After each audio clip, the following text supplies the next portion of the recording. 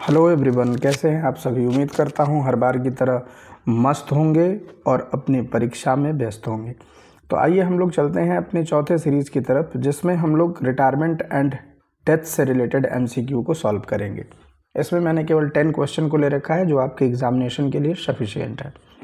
तो आइए चलते हैं सबसे पहले क्वेश्चन की तरफ। क्वेश्चन पहला हमारा है, P Q and R sharing profit and losses in the ratio of 8:5:3। P retire from the firm. अच्छा, पी रिटायर हो रहा है फर्म से। क्यू टेक्स, क्यू ले रहा है कितना, 3/16 फ्रॉम पी। पी से कितना ले लिया, 3/16 क्यू ले लिया। And R takes 5/16 from P, और आर ने कितना ले लिया, 5/16 ले लिया। अब यहाँ पर हमें बताना है कि new profit sharing ratio between Q and R will be, क्या होगा। तो पहली बात तो यहाँ पर एलसीएम अगर आप एक बार आप देखें कि रेशियो क्या है, तो पूछा किसका है, क्यू और आर का। तो क्यू और आर का ओल्ड रेशियो एक बार हम लोग लिख लेते हैं। तो मैं अगर यहाँ पर बात करूँ क्यू का, तो अगर देखा जाए क्यू का रेशियो, मैं क्यू का रेशियो यहाँ पर अगर देखें आप, तो लिखा हुआ है 5/16। अच्छा, क्यू ने लिया कितना, 3/16। अब एलसीएम अगर नीचे का डिनोमिनेटर अगर बराबर है तो डायरेक्टली आप ऐड कर सकते हैं, और ऐड करके डायरेक्टली आप लिख दे 8/16। किसने ले लिया सर, क्यू ने ले लिया। अब यहाँ पर हम बात कर लेते हैं किसका, आर का। अब ज़रा देखें आर का रेशियो कितना है। आर का रेशियो अगर ओल्ड रेशियो की अगर आप बात करें तो आर का रेशियो दिया हुआ है 3/16, ठीक है। अब 3/16 ले कितना रहा है, 5/16।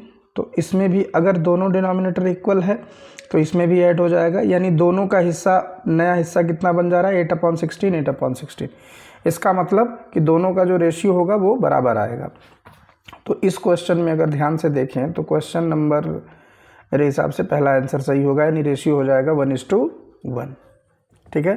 तो अब हम लोग एक नए क्वेश्चन की तरफ मूव करते हैं। लिखा हुआ है, on the death of a partner the amount due to him will be credited to. जो डेथ ऑफ पार्टनर है उसका अमाउंट कहाँ पर क्रेडिट किया जाएगा, ऑल पार्टनर्स कैपिटल अकाउंट में नहीं, रिमेनिंग पार्टनर्स कैपिटल अकाउंट में नहीं, हीज एग्जीक्यूटर, जो मर गया तो उसका जो भी अमाउंट होगा वो उसके एग्जीक्यूटर के अकाउंट में क्रेडिट कर दिया जाएगा। तो ऑप्शन सी यहाँ होगा। तीसरे की तरफ चलते हैं। लिखा है, X Y and Z were partner in a firm sharing profit in the ratio of 1/2, 1/3 and 1/6 respectively. Z decided to retire from the firm on the date workman compensation reserve of rupees 1,20,000 was appearing in the balance sheet. Reserve appear है of the firm. The claim on account of workman compensation was determined at rupees 67,500. The excess of amount over the claim will be. अब यहाँ पर आप देखिए कह रहा है कि आपने कंपनसेट कर वर्कमैन कंपनसेशन के लिए जो रिज़र्व बनाया था 1,20,000 और क्लेम हुआ 67,500 का। उसके बाद जो एक्सेस अमाउंट बचता है उस एक्सेस अमाउंट को आप कहाँ पर एडजस्ट करेंगे, excess amount of over the claim will be, आप जो एक्सेस अमाउंट है उसे आप कहाँ पर डिटरमाइन, मतलब कहाँ पर ट्रांसफ़र करेंगे, इसके बारे में क्वेश्चन पूछा जा रहा है। तो क्या जो वर्कमैन कंपनसेशन का जो बचा हुआ पैसा है वो कहाँ जाएगा, debit to the revaluation account नहीं, credit to the revaluation account नहीं sir, debited to the all partners capital बिल्कुल नहीं, credited to the partners capital हाँ सर। जो पैसा बचा है चूँकि वो रिज़र्व है तो वो सारे पार्टनर का पुराना रिज़र्व है, तो उसको क्या करिए, अगर इस्तेमाल नहीं हुआ तो ओल्ड रेशियो में उनके पार्टनर्स कैपिटल में क्रेडिट कर दीजिए, ठीक है। नेक्स्ट की तरफ मूव करते हैं। देखिए कुछ क्वेश्चन ट्रू और फॉल्स के हैं। At the time of retirement और death of partner the undistributed profit और losses and reserve are distributed among all the partners in their old profit sharing ratio. बिल्कुल सही सर, ये बिल्कुल सही है, तो ये ट्रू होगा। Provident fund is credited to all partners in their old ratio at the time of retirement of a partner. बिल्कुल गलत है सर, तो ये सही होगा, क्योंकि provident fund can not be distributed, ये प्रोविडेंट फंड डिस्ट्रीब्यूट नहीं होता, ठीक है। उसके बाद बात करते हैं, the name the account which is open to credit the share of profit of the deceased partner till the time of his death to his capital account. अब देखिए यहाँ पर एक ऐसे अकाउंट की हम बात करते हैं कि जो जिसमें हम पार्टनर के डेथ करने पर हम एक अकाउंट ओपन करते हैं जहां पर हम उसके हिस्से के जो प्रॉफिट है उसको ट्रांसफ़र करते हैं। तो क्या प्रॉफिट एंड लॉस एप्रोप्रिएशन? नहीं सर, वो नहीं करते। क्या रिवैल्यूएशन अकाउंट ओपन करते हैं? नहीं। Profit and loss adjustment account? नहीं sir, profit and loss adjustment account भी हम ओपन नहीं करते। तो इसका मतलब क्या करते होंगे? Profit and loss suspense account. हाँ, मैं आपको बता दूं कि देखिए, पार्टनर की जो डेथ होती है वो कभी भी हो सकती है, और हमारे जो ऊपर के जितने भी अकाउंट है वो बनाने के लिए एक तरह से अगर हम अकॉर्डिंग टू शेड्यूल बात करें तो ये सब हमें फाइनल ईयर में बनाना पड़ता है। तो जब पार्टनर की डेथ होती है तो बनता है रिवैल्यूएशन। अब जिस दिन डेथ हुई है ये कोई फिक्स तो नहीं है कि डेथ कब होगी, तो सेम डे पर जब हम उसको प्रॉफिट देते हैं तो उसके लिए हम एक सस्पेंस अकाउंट की तरह पर profit and loss suspense account के नाम से एक अकाउंट क्रिएट करते हैं और उसमें हम क्या करते हैं, उसके प्रॉफिट का हिस्सा ट्रांसफ़र करते हैं। तो ये ध्यान देने वाली चीज़ है, ठीक है। उसके बाद देखिए, अब यहाँ पर जो क्वेश्चन है वो केस स्टडी बेस्ड है, तो थोड़ा सा आपको फोकस करने की ज़रूरत है, ध्यान देना है। आगे कुछ क्वेश्चंस है वो इसी बेस्ड पर है। A, K and S were partners in a firm sharing profit in the ratio of 5:3:2। Goodwill appeared in the books, यानी रेशियो इनका ये है। Goodwill appeared in the books at the value of ₹60,000। Goodwill appear in the books, यानी books मतलब balance sheet में appear है, कितना? 60,000। किधर होगा? डेबिट साइड होगा। K decided to retire from the firm. K ने डिसाइड किया वो फर्म से रिटायर हो जाएगा, ठीक है। के किसने रिटायर, कौन रिटायर हुआ? के रिटायर हुआ। On the date of his retirement goodwill of the firm was valued ₹2,40,000। अच्छा, the new profit sharing ratio decided among A and S was 2:3।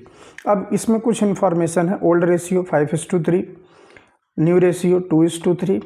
Retire कौन हो रहा है? के। फर्म की गुडविल कितनी है? 2,40,000। बुक्स में अपीयर कितना है? 60,000।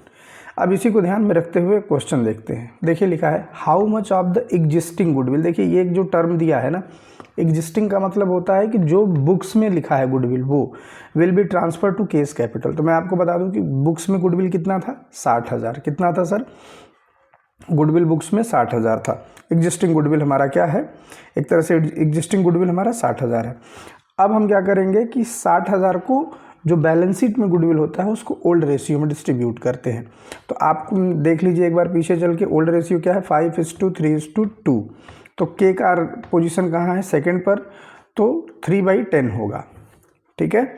तो 60,000 है, इंटू 3/10 कर दीजिए, तो डेफिनेटली 18,000 आ जाएगा। यानी ऑप्शन क्या होगा? ए सही होगा पहले वाले में, ठीक है। आई होप आप समझ चुके होंगे। आगे बढ़ते हैं। What is A is gaining or sacrificing. Gaining or sacrificing है तो आप पहले थोड़ा सा फार्मूला ध्यान दीजिए, सिर्फ ए का निकालना है और किसी का नहीं। तो फार्मूला क्या है? कोई फार्मूला आप लगाइए। चलिए सेक्रीफाइसिंग का फार्मूला लगाते हैं, old ratio minus new ratio, ठीक है। तो ओल्ड रेशियो और माइनस न्यू रेशियो, तो आइए चलिए देखते हैं ओल्ड रेशियो क्या है। 5:3:2। किसका निकालना है? ए का। तो ए का कितना होगा? 5/10, ठीक है। तो अगर हम ए का देखते हैं तो 5/10, और न्यू रेशियो कितना है? आइए ज़रा देखते हैं न्यू रेशियो। ये दिया हुआ है 2/2:3। तो ए का कितना होगा? 2/5। माइनस कर दीजिए ओल्ड माइनस न्यू, 2/5। एलसीएम कितना आ जाएगा? 10 आ जाएगा। अब यहाँ पर आप देखिए 5 - 4 यानी कितना आ जाएगा? 1/10। तो 1/10, 5 - 4 है तो 1/10 नहीं होगा, -1/10 होगा। हमने फार्मूला किसका लगाया सर?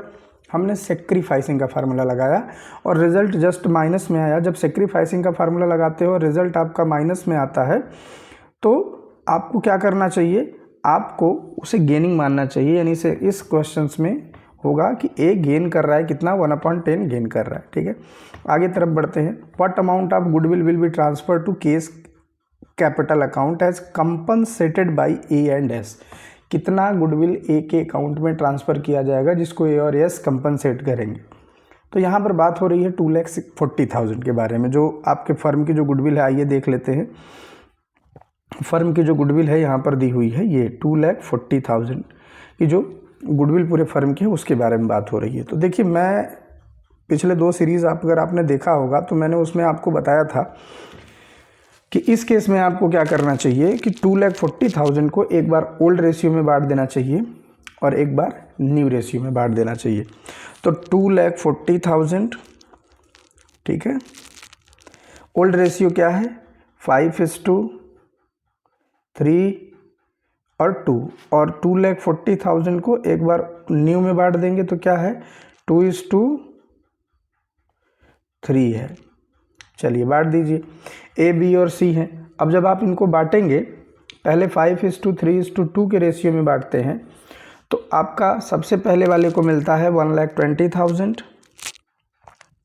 दूसरे वाले को मिलता है 72,000 और तीसरे वाले को मिल जाएगा 48,000। आप डिस्ट्रीब्यूट करिएगा 48,000, ठीक है। फिर उसके बाद जब 2,40,000 को फिर आप न्यू रेशियो में बांटते हैं, तो ये रेशियो किसका है? ये रेशियो आपको विशेष तौर पे ध्यान देना है कि ये जो हमारा रेशियो है वो P का, आप देख लीजिए कितने पार्टनर हैं, A, K और S है। तो रिटायर कौन हो रहा है? K हो रहा है। तो ये जो न्यू रेशियो होगा वो A और S का होगा, ठीक है। तो आइए हम लोग एक बार फिर चलते हैं। यहाँ मिस्टर A का है और यहाँ मिस्टर K का है और यहाँ मिस्टर S का है। तो 2:3 किसका है? A और S का है। तो जब 2:3 के रेशियो में हम इसको बांटेंगे तो इनको मिल जाएगा 1,44,000, ठीक है। और K को कितना मिलेगा? K को चूँकि इनका रेशियो नहीं तो इनको कुछ नहीं मिलेगा। और फिर उसके बाद जो बचा हुआ हिस्सा है वो मिल जाएगा S को। अब यहीं पर हम लोग इसको छोड़ देते हैं। सर क्यों छोड़ देते हैं? क्वेश्चन में हमसे पूछ क्या रहा है कि K's capital account to compensate by A and S। तो K का कितना है भाई? 72,000। तो इसको कितना, यानी कितना अमाउंट कंपनसेट करेंगे? 72,000 कंपनसेट करेंगे। कौन? A और S दोनों मिलके। तो यानी इस क्वेश्चन में ऑप्शन नंबर मुझे लग रहा है B सही है। आप देख सकते हैं ऑप्शन नंबर हमारा क्या हो जाएगा इस क्वेश्चन में। जो हमारा ऑप्शन नंबर है वो कौन सा सही होगा? वो बी होगा, ठीक है। तो अब हम लोग आगे की तरफ मूव करते हैं। क्या दिया हुआ? Give the journal entry to distribute workman compensation reserve of ₹70,000 at the time of retirement when there is a claim of ₹25,000 against it. The partners are R, S and T. 3 partner है। अब कह रहा है compensation reserve इनका कितना था? 75,000 और इनको क्लेम मिला 25,000 का, ठीक है। और अब आपको उसको एंट्री पास करनी है। तो पहली बात तो आप एंट्री करेंगे वर्कमैन कंपनसेशन रिजर्व, डेबिट करेंगे अकाउंट डेबिट को 70,000 से। कितना है? 70,000 है। तो 70,000 से आप लोग क्या करेंगे? सबसे पहले इसको वर्कमैन कंपनसेशन को डेबिट करेंगे और नीचे लिखेंगे 2। किस चीज़ का? क्लेम आया, ठीक है। Claim of WCR workman compensation कितने का क्लेम आया? 25,000 का। तो क्लेम हो गया। अब आप बताइए 70,000 का रिजर्व आपने बनाया था, 25,000 आपने क्लेम में इस्तेमाल कर लिया, मतलब क्लेम हुआ तो 25,000 आपने उधर पे कर दिया, बचा कितना? 45,000। तो वो तो रिजर्व है ना, वो किस में बढ़ जाएगा? वो पार्टनर में बढ़ जाएगा। तो पार्टनर देखते हैं यहाँ कितने पार्टनर हैं। पार्टनर बेसिकली यहाँ 3 पार्टनर हैं, आर, एस एंड टी करके यहाँ पर बेसिकली 3 पार्टनर हैं। और क्या रेशियो दिया है? नहीं दिया है। तो यहाँ पर लिखेंगे 2R, 2S और 2T करके लिखेंगे और इन तीनों में 15,000 ईच करके डिस्ट्रीब्यूट कर देंगे। कितना? 15,000, 15,000 और 15,000 करके कर देंगे। तो एंट्री हमारी बन जाएगी workman compensation reserve account debit 70,000 to claim for workman compensation reserve, credit करेंगे 25,000 से और बाकी तीनों पार्टनर को 15,000 रुपये और क्रेडिट कर देंगे। तो ये हम लोग एंट्री पास करेंगे। ये कभी 1 नंबर में आ सकता है, 2 नंबर में आ सकता है, ध्यान दीजिएगा। चलते हैं, एक और आखिरी क्वेश्चन है, देख लेते हैं। The share of goodwill of the retiring partners debited to the remaining partner in the year. Retirement के केस में जो गुडविल को डिस्ट्रीब्यूट किया जाता है वो कौन से रेशियो में किया जाता है? सर गेनिंग रेशियो में किया जाता है। तो ये रहा आप आज का 10-11 क्वेश्चन जो मैंने आपको बताया था। आई होप आपको समझ में आया होगा। आप लोग देखिए, बताइए आपको क्या नहीं समझ में आया। मैं उस पर फिर से प्रयास करूँगा बेहतर करने के लिए। अगर कोई टॉपिक आपको नहीं क्लियर हो पा रहा है तो आप हमें ज़रूर कमेंट बॉक्स में बताएं, मैं उस पर एक बेहतर वीडियो बना के आप लोगों को दूंगा। Thank you.